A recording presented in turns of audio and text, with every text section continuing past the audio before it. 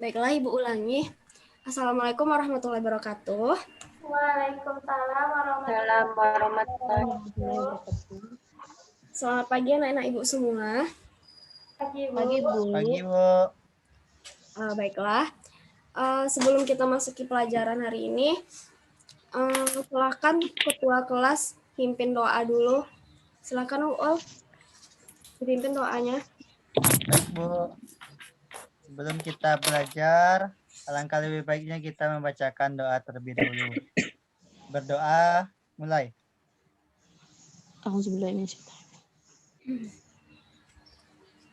Berdoa, selesai. Amin. Di pertemuan minggu kemarin, di situ Ibu kan sudah memberi tugas. Bagaimana tugasnya sudah dikumpulkan semuanya ke sekretaris? Sudah, Ya, Bu. Bu. Sudah, Bu. Mengerti sama tugasnya? Alhamdulillah. Bu. Baiklah. Untuk itu kita ambil absen dulu ya. Miftahul Fikri, Ya, Bu. Ismi Hadir, Ardia, Bu. Iya, Bu. Elsa Putri Muslim, Megawati, Megawati hadir, Bu. Dinda Wulandari, Ihdal Asmi, Hadir, Bu. Nadia Pujana, Hadir, Bu. Anissa Mata, Nisa Mawaddah. Kemana Nisa? Nisa, sinyalnya. Oke. Mega Mulyanti Putri,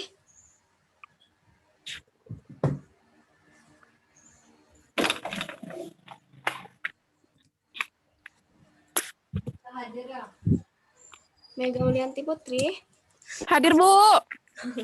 Baiklah. Sila Oknuma ini hadir ya.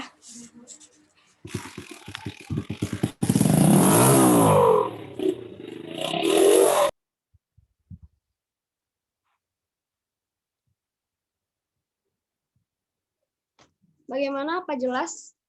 Sudah kelihatan? Sudah, Bu. Sudah, Bu. Baiklah, di materi kali ini kita akan membahas tentang perkembangan sejarah komputer.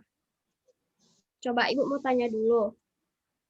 Komputer itu berasal dari bahasa? Bahasa Komputare. Latin, Bu. Ya, berarti komputer tidak berasal dari bahasa Inggris, tapi berasal dari bahasa Latin, yaitu Komputare. computare, yang artinya adalah alat hitung atau menghitung. Jadi,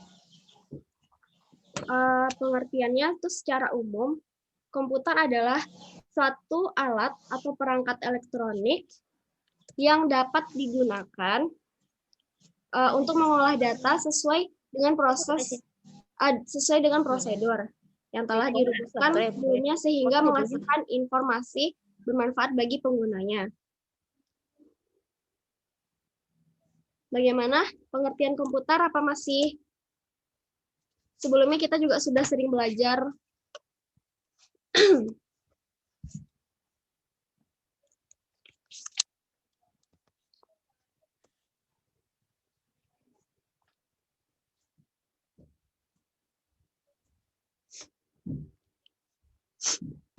Baik, kita lanjut ke sejarah komputer.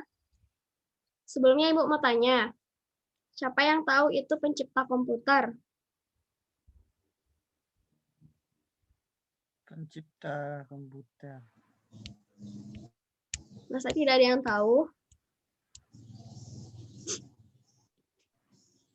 John. Bukan. Pencipta komputer adalah Charles Babbage. Charles Babbage. Dia lahir di bulan Desember tanggal 26 1679 dan dia meninggal pada Oktober tanggal 18 pada tahun 1871. Nah, Charles Babbage ini dia adalah seorang inventor dan founder of computer. Jadi si Babbage ini dia juga dikenal dengan sebutan Bapak Komputer. Siapa yang dikenal sebagai Bapak komputer? Charles Charles. Babbage. Pak Charles, Bu. Dia memakai namanya karena untuk menghargai dunia komputer.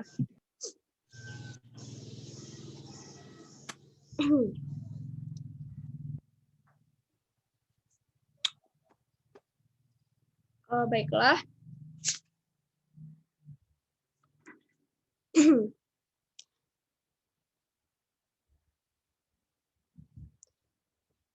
Sejarah komputer itu pertama terinspirasi oleh 4 alat hitung, yaitu sempoa, kalkulator, mesin analitik, dan mesin tik. Sempoa atau abakus itu adalah sebuah alat hitung yang dianggap menjadi awalnya munculnya sebuah komputer. Lanjut, kalkulator roda numerik, penciptanya adalah Blaise Pascal, atau yang biasa disebut itu numerical well calculator. Itu yang mempunyai ciri-cirinya, dia mempunyai 8 roda, putar, bergerigi, yang mana fungsinya sebagai pengolah angka. Lanjut, yaitu mesin analitik. Mesin analitik ini adalah mesin dengan perhitungan otomatis. Nah, disitulah Charles Babbage ini memulai. Lanjut, mesin tik. Mesin tik ini alat elektronik yang mana dia mempunyai dia berbentuk mempunyai sebuah set tombol. Apabila kita tekan akan membuat huruf akan mencetak dokumen di situ gitu. Bagaimana sampai di sini mengerti tentang sejarah komputer?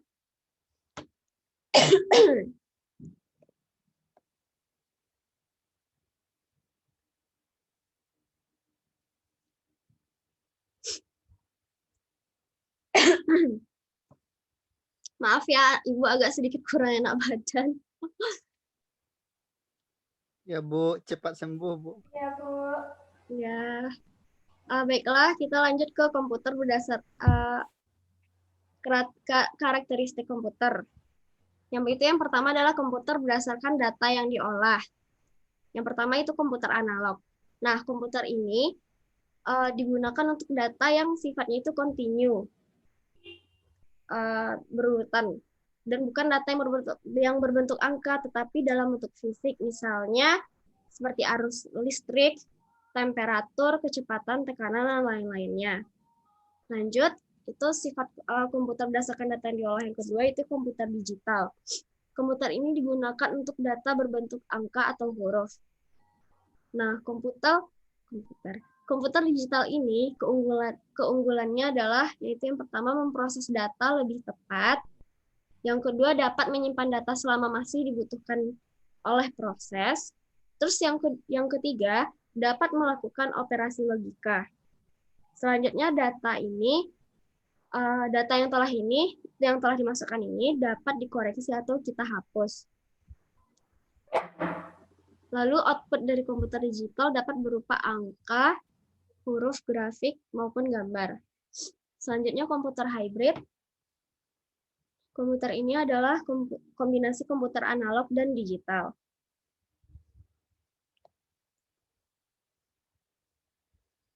Lanjut, komputer berdasarkan ukurannya.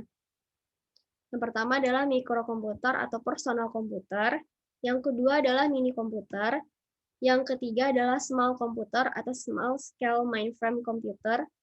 Dan yang keempat, medium komputer atau medium scale mainframe komputer. Yang kelima, large komputer atau mainframe komputer. Dan yang terakhir yaitu super komputer. Lanjut, komputer berdasarkan kegunaannya. Yang pertama adalah special purpose computer. Di sini dapat anak-anak Ibu lihat. Jelaskan gambarnya.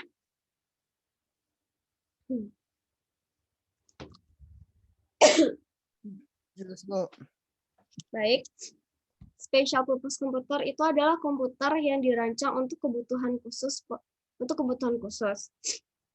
Yang kedua, komputer ini merupakan program tertentu yang sudah tersimpan di dalam komputernya yang dapat berupa komputer analog maupun digital. Umumnya adalah komputer analog. Yang kedua, itu general purpose computer, adalah komputer yang dirancang untuk menyelesaikan bermacam-macam masalah. Terus yang kedua, yang mana dapat berupa komputer analog maupun digital. Nah, pada general purpose computer ini, umumnya komputernya bersifat digital, sedangkan di special purpose computer tadi, umumnya adalah komputer bersifat analog. Gitu. Bagaimana Pak anak-anak Ibu semua dapat membedakannya?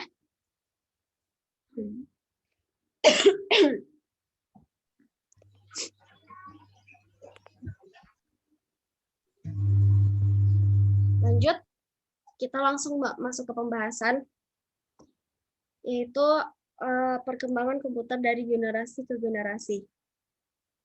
Coba Ibu mau tanya, ada berapa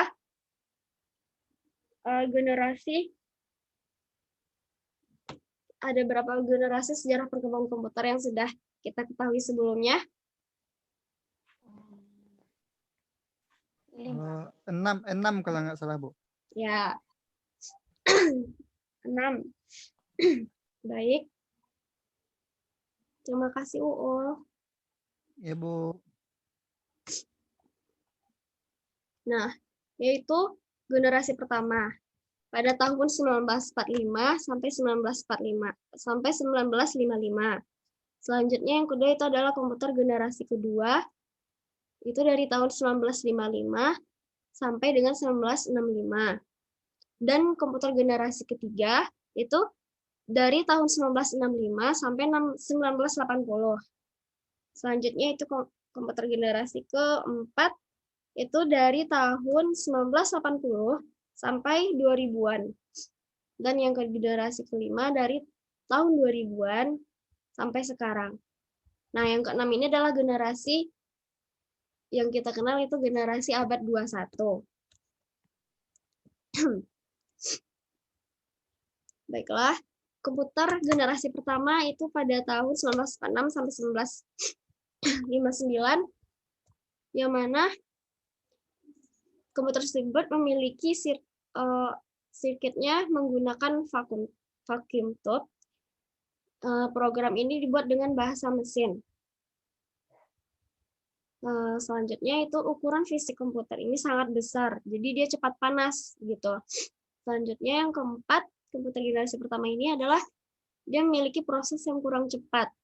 Udah gitu kapasitas penyimpanannya juga kecil. Makanya dia memerlukan daya listrik yang sangat besar. Dia digunakan untuk orientasi pada aplikasi bisnis. Nah, pada tahun 1946, ENIAC itu komputer elektronik pertama di dunia yang mempunyai bobot seberat 30 ton dengan panjang 30 meter dan tinggi 2,4 meter dan membutuhkan daya listrik 174 kW. Pada tahun 1953, IBM 701 adalah komputer komersial berukuran besar, komputer generasi pertama yang paling populer.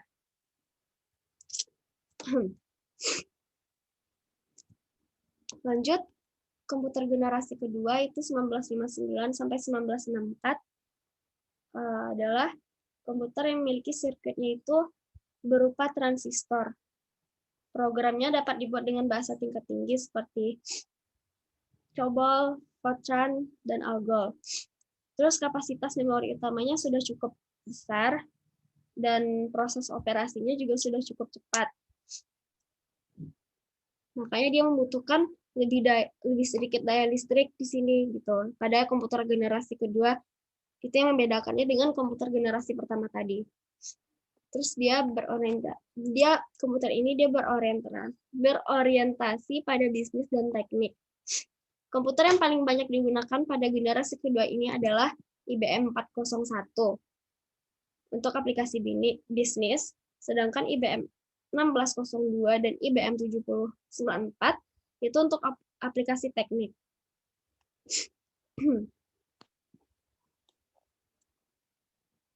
Lanjut, komputer generasi ketiga, itu pada tahun 1964 sampai 1970. Komputer generasi ketiga ini dia menggunakan IC atau integrated circuit, yang mana pemrosesannya itu lebih cepat, kapasitas memorinya lebih besar, sehingga penggunaan listriknya lebih hemat. Bentuk fisiknya pun juga sudah lebih kecil dari komputer generasi kedua dan ketiga. Terus banyak bermunculan application software. 1964 IBM SR360 itu komputer generasi ketiga pertama digunakan untuk aplikasi bisnis dan teknik. Sedangkan di 1969 Nova dikembangkan oleh Data General Corporation, komputer mini 16 bit pertama. Lanjut, komputer generasi keempat itu tahun 1970 sampai 1990. Yang mana komputer ini menggunakan Large Scale Integration atau LSI. Dan yang kedua itu komputer ini mengembangkan komputer mikro yang menggunakan mikroprosesor dan semikonduktor yang berbentuk chip untuk memori komputer. IBM 370 komputer generasi keempat yang pertama. Crayon adalah komputer super pertama. Apple II personal. Sedangkan Apple II personal komputer pertama. Dan yang keempat itu komputer IBM PC yang pertama. Yang kelima itu Pentium 2. Dan yang terakhir itu AMD K6 3D. Lanjut, kita ke komputer generasi kelima. Komputer ini menggunakan Very Large Scale Integration atau VLSI, yang mana adanya mikroprosesor dan semikonduktor.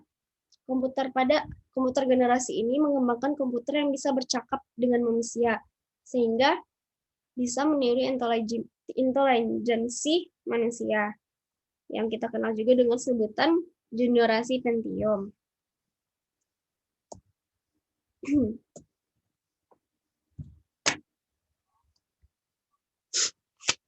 Baiklah, sebelum Ibu lanjut ke pembahasan berikutnya, ada yang ingin ditanyakan?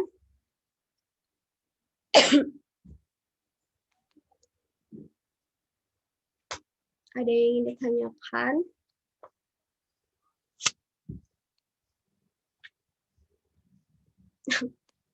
Enggak, Bu. Baiklah, kita lanjut pembahasan berikutnya. Baik, Bu. Oh ya, saya lupa. Tadi ada komputer generasi ke-6, yaitu abad 21. Nah, generasi ini adalah generasi masa depan, generasi kita sekarang yang nantinya dikenal dengan generasi titanium.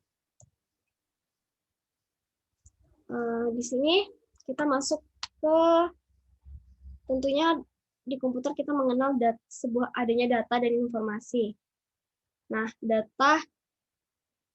data adalah sesuatu yang belum punya arti bagi penerimanya dan masih memerlukan adanya suatu pengolahan. Sedangkan informasi adalah hasil pengolahan dari sebuah model, formasi, organisasi, ataupun suatu perubahan bentuk dari data yang memiliki nilai tertentu dan bisa digunakan untuk menambah pengetahuan bagi penerimanya. Seperti gambar ini, dapat Anda lihat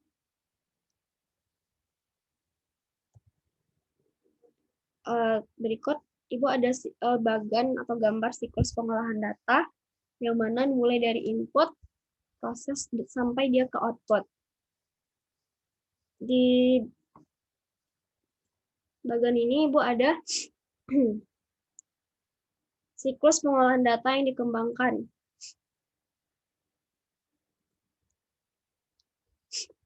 Ibu akan menjelaskan itu yang pertama.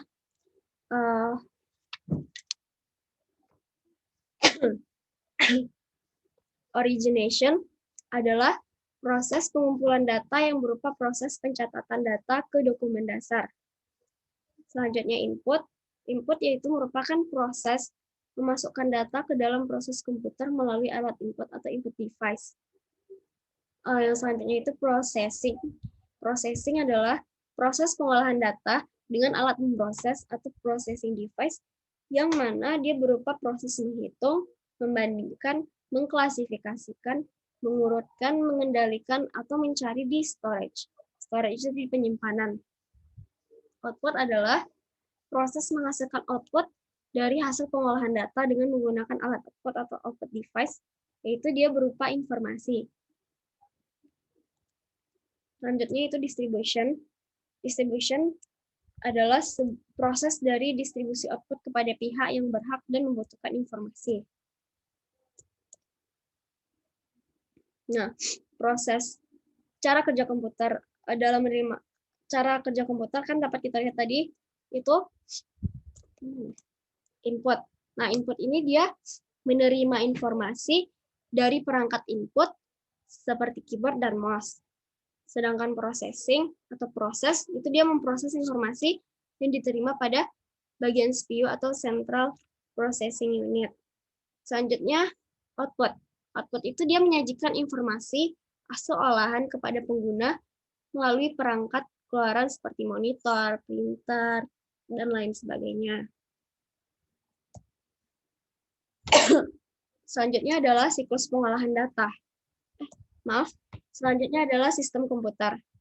Nah, di sistem komputer ini sistem komputer ini adalah jaringan dari elemen-elemen yang saling berhubungan membentuk satu kesatuan untuk melaksanakan satu tujuan pokok.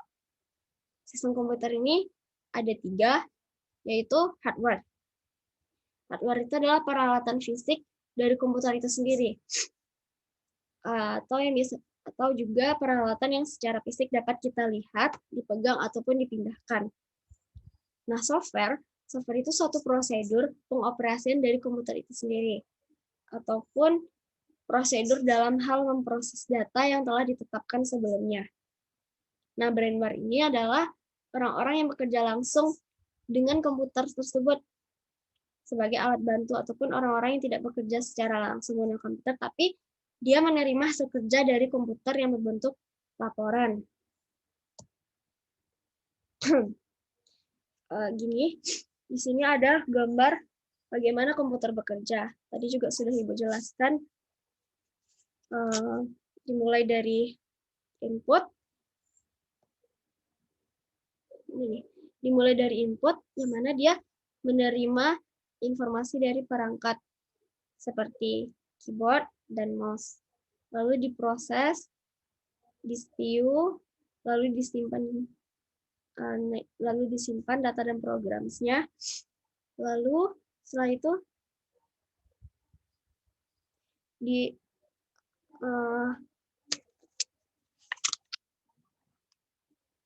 setelah itu monitor yang menyajikan hasil olahan data tersebut, dan yang kelima itu communication.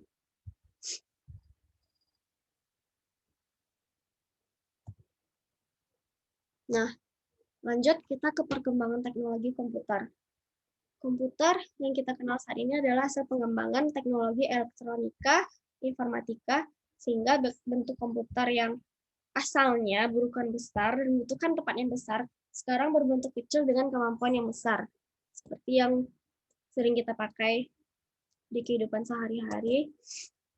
Lanjut, itu kemajuan industri komponen elektronika atau IC atau integrated circuit, itu dia telah mendorong terciptanya berbagai perangkat chip IC yang beragam dan mendukung berbagai keperluan pembuatan produk elektronik. Nah, yang ketiga, kemajuan teknologi elektronik. Tidak terlepas dari adanya kemajuan di bidang pengetahuan dan pengolahan bahan semikonduktor, khususnya silikon. Selanjutnya, pemanfaatan teknologi komputer.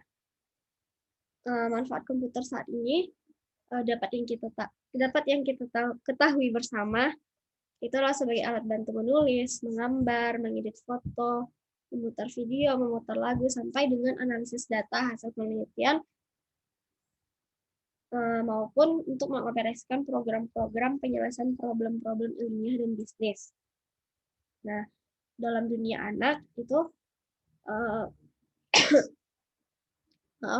telah lama mengenal alat permainan games yang dikendalikan oleh sistem komputer.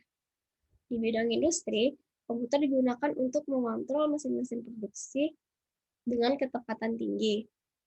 Di bidang department store, itu menggunakan komputer sebagai mesin cash registernya mereka gitu. Lanjut di bidang pendidikan, banyak peralatan laboratorium yang dilengkapi dengan komputer agar dia dapat bekerja lebih teliti dan dapat mengatasi kendala hambatan indera manusia. Kita harus tahu siapa nih orang ini. Ini adalah nama orang, von Neumann. Apalagi pasti Anda tidak tahu siapa von Neumann. Ada yang tahu siapa von Neumann?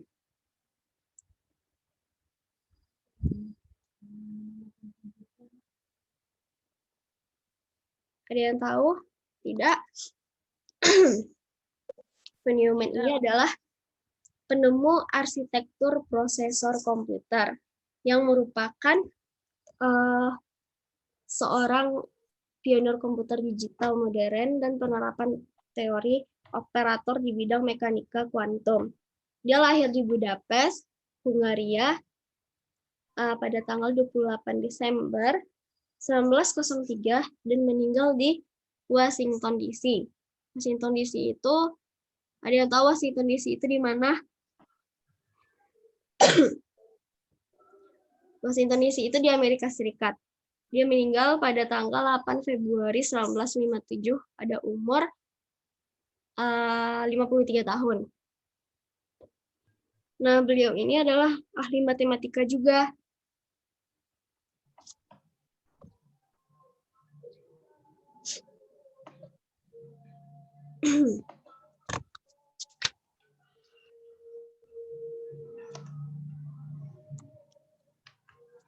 Lanjut. Komputer dan smartphone yang kita gunakan sekarang itu dapat bekerja karena dia mempunyai prosesor di dalamnya. Prosesor yang merupakan otak dari komputer. Prosesor komputer dinamakan von Neumann sebab beliaulah arsitek dari prosesor komputer. Ide-ide jenius dari von Neumann inilah yang membuat komputer bekerja sesuai instruksi atau diprogram yang dicantumkan dalam memori ini menyebabkan komputer menjadi serbaguna, dapat bekerja apa saja sesuai dengan program yang dimuat di dalamnya. Nah, jadi smartphone atau komputer dapat melakukan apa saja asal terlebih dahulu dimuat dengan program yang sesuai. Itulah dasarnya ide Neumann ini. Komputer menjadi serbaguna karena arsitektur Neumann menggambarkan komputer dengan 4 bagian, yaitu yang pertama adalah memori utama, yang mana untuk menyimpan data maupun instruksi. Yang kedua adalah sebagai arithmetic logic unit atau ALU, yaitu untuk mengolah data binar. Dan yang ketiga adalah control unit, untuk melakukan interpretasi instruksi-instruksi di dalam memori, sehingga adanya eksekusi instruksi tersebut. Dan yang keempat adalah input atau output, yang mana berguna untuk berinteraksi dengan lingkungan luar.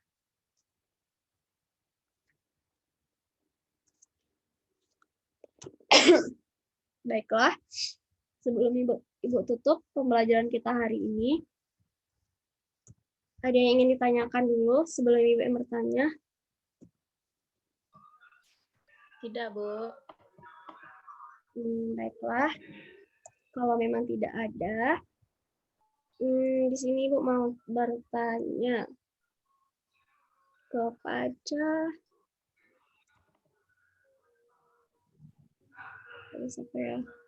kepada Tila Utama ini.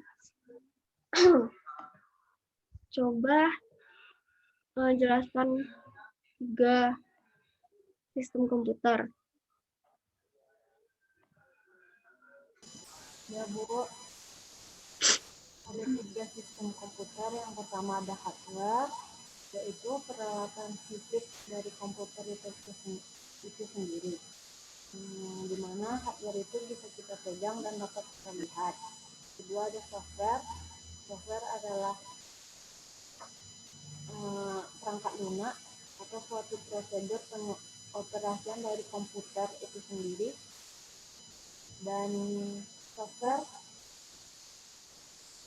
berguna dalam pemrosesan data yang telah ditetapkan sebelumnya.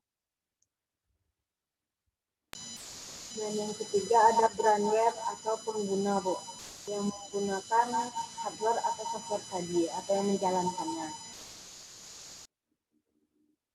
Baik. Terima kasih Tila atas jawabannya. Lanjut ke pertanyaan berikutnya. Apa yang membedakan komputer generasi pertama dan generasi kedua? Ibu mau bertanya kepada Ismi Ardiah. Sebutkan yang Ismi ketahui saja.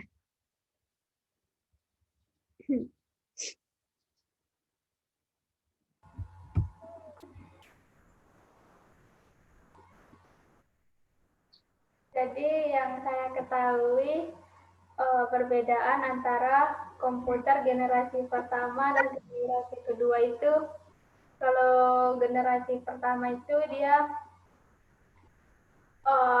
masih menggunakan vakum udara, Bu. Dia itu komputernya dengan ukuran yang lebih besar, satu ruangan misalnya kan.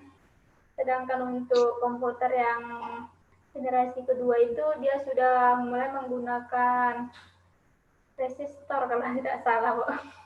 Bagus Ismi. Gitu, Bu. Transistor ya, transistor. Sudah? Sudah, Bu. Baik, terima kasih Ismi. Ya, Bu. Ada teman-teman yang ingin menambahkan jawaban dari Ismi tadi?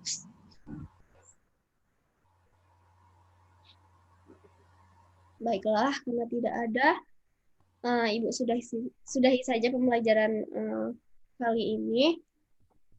Jadi di sini tolong catat ya tugas kita untuk minggu depan. Nah, tugas kita yang pertama yaitu jelaskan keunggulan sistem komputer keunggulan dari kelima generasi komputer yang kita ketahui. Ibu ulangi sekali lagi, jelaskan keunggulan sistem komputer dari kelima generasi yang sudah kita pelajari tadi. Terus yang kedua, tuliskan keunggulan dari large scale integration di generasi keempat dan very atau ultra large scale integration di generasi kelima. Tuliskan keunggulannya, begitu. Itu saja tugas kita untuk minggu depan. Ibu mohon maaf apabila ada kesalahan. Ibu sudahi, wabillahi taufiq wal hidayah. Assalamualaikum warahmatullahi wabarakatuh. Waalaikumsalam warahmatullahi Waalaikumsalam wabarakatuh. Waalaikumsalam warahmatullahi wabarakatuh. Waalaikumsalam warahmatullahi wabarakatuh. Terima kasih, Bu. Sama. Sama-sama,